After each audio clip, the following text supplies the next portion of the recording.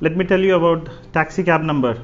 No, it's not my taxi cab number, but that's the name given to a particular series of numbers in mathematics. Now, this number 1729 was given by one of the famous mathematician Ramanujan. It turns out that this is the smallest number which can be represented as sum of two perfect cubes in two different ways. Later on, many other mathematicians found out many other numbers, but this was one of the initial numbers given by Ramanujan. That's why it's also named as Ramanujan's number also. Interesting, right? So let's start with solutions to challenge problem number 6.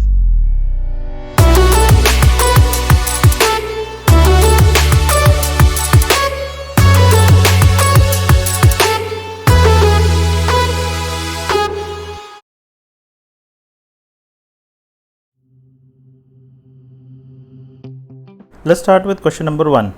Here not much information is given to us. Only thing that we know is that this is an isosceles triangle. So two sides are equal, corresponding angles will also be equal. So let A equal to C. Now we know that A plus B plus C is equal to 180 degrees. Therefore now A is equal to C, so 2A plus B is equal to pi. So therefore I can also write it as B is equal to pi minus 2A.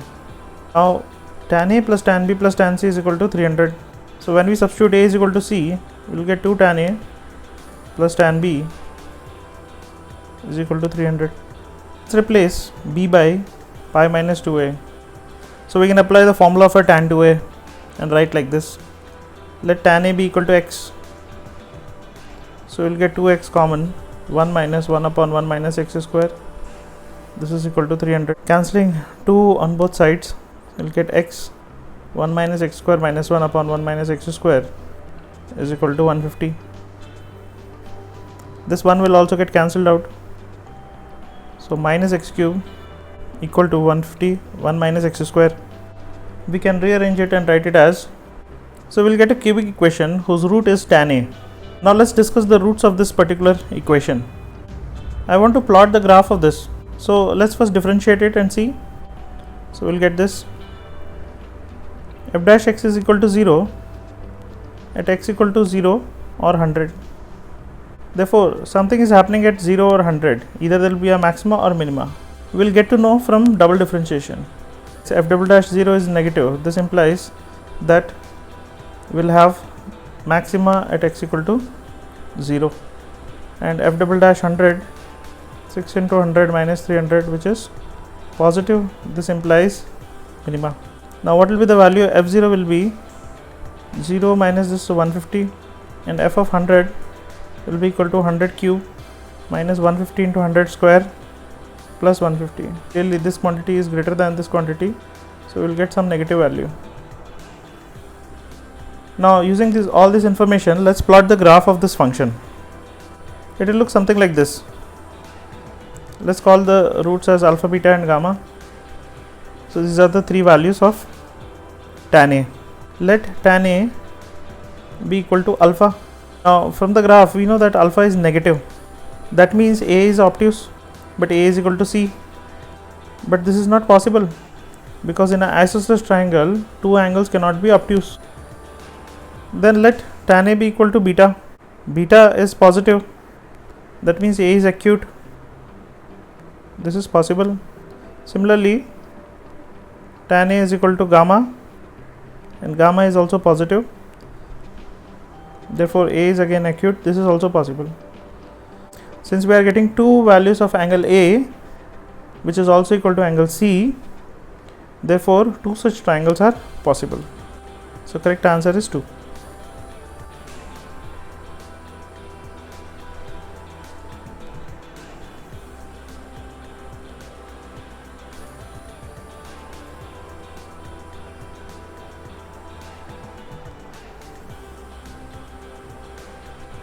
Now let's look at question number 2. The sum is divided by this, then the remainder will be. Now we observe that 1 raised to the power 1 divided by 4 will give us remainder as 1. 2 square will be completely divisible. 3 cube, when we divide, we will get minus 1 as remainder, and 4 raised to the power 4 will always be 0.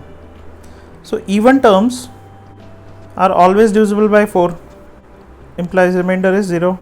So we should only concentrate on the odd terms. We observe here that sum of 4 terms in the series will always be divisible by 4 because the remainder comes out to be 0. Therefore, this process will repeat again. 5 raised to the power 5, 6 raised to the power 6, 7 raised to the power 7, 8 raised to the power 8 will also be divisible, and so on. This process will continue till 96 raised to the power 96. Then we'll have 97 power 97 and 98 power 98. So we should only concentrate on these two terms.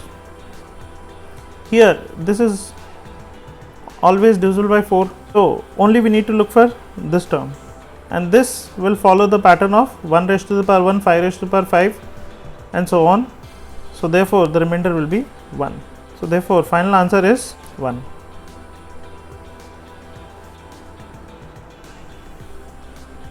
Now let's talk about the third question. Here condition is given tan inverse 1 by 8 is equal to tan inverse A minus tan inverse B. This we can write it as tan inverse of A minus B upon 1 plus AB. Therefore we can safely write it as A minus B upon 1 plus AB equal to 1 by 8. If we rearrange the terms, we can write B as 8A minus 1 upon 8 plus 1. Here I am going to generate the denominator terms in numerator, divide by A plus 8. Now in the question it is given that A and B are natural numbers. Therefore if B is a natural number, then 65 should be divisible by A plus 8. 65 can be factorized as either 1 or 5 or 13 or 65. These will be the factors. Therefore A plus 8 can be equal to either 13 or 65. So A can be either equal to 5 or 57. So these are the only two possibilities for A. Corresponding to A, we can find B also. So B will be either equal to 3 or 7. Therefore in the question it is asked what is the value of A1 plus A2 plus B1 plus B2. So answer will be 5 plus 3 plus 7 plus 57, which is equal to 72. So that is the final answer. Please comment and let me know how many of these were you able to do. Now is the time for challenge problem number 7.